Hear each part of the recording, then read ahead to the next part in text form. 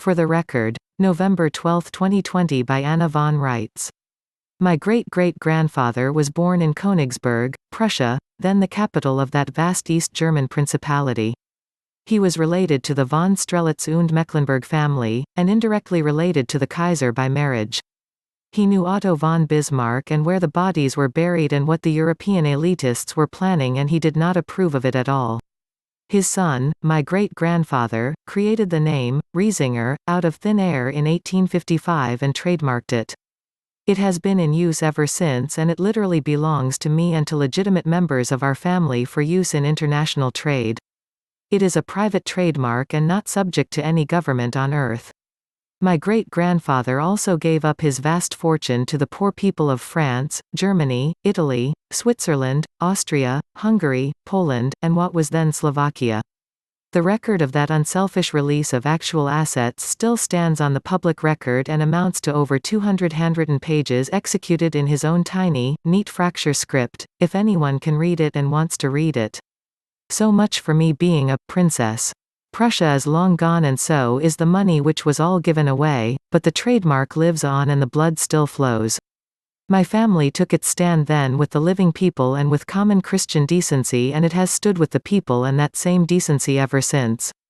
As the foregoing chain of events clearly testifies, we were at one time connected to the top of the heap of the European elite, but we disconnected from it, came out of Babylon, and shed ourselves of the chains of worldly riches a long time ago. My grandfather built a number of successful businesses in Chicago and at one time was quite well connected in the construction business, a buddy of the architects Robert Emmet and Frank Lloyd Wright, but he drank excessively and apart from work never had much of a life. My father was born in Chicago. His father died when he was only 8. His mother died when he was 18.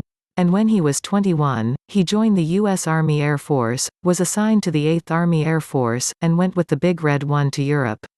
He was on schedule to receive a field commission as a lieutenant for bravery in the line of duty and had his orders for the Pacific Theater when the war ended.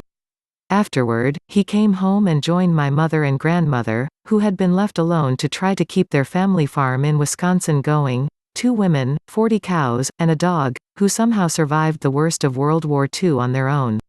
And though part of my European family is Catholic, my parents were both raised in the Protestant faith, and so was I. I joined the Lutheran Church at age 7 and stayed in that church all my life until this year, when I left it for cause, as published. That's my family. I'm proud of it. Make of it what you will. And if anyone has any problem with my heritage or wants to accuse us of having any part in the despicable criminality that has gone on in high places, and which has infested high offices, they can just go take a running jump off the nearest bridge, because we had no part of it. We did everything we could to stop it and fight it and put an end to it.